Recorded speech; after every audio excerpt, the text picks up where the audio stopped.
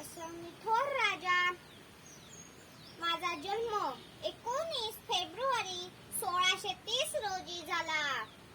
माझ्या आईचे नाव जिजाबाई, माझ्या वडिलांचे नाव शहाजीराजे भोसले असे होते. मला माझी आई लहानपणापासून रामायण आणि महाभारतातील गोष्टी सांगत. मी स्वराज्य स्थापनेची शपथ घेतली आणि लोकांसाठी चांगले काम केले.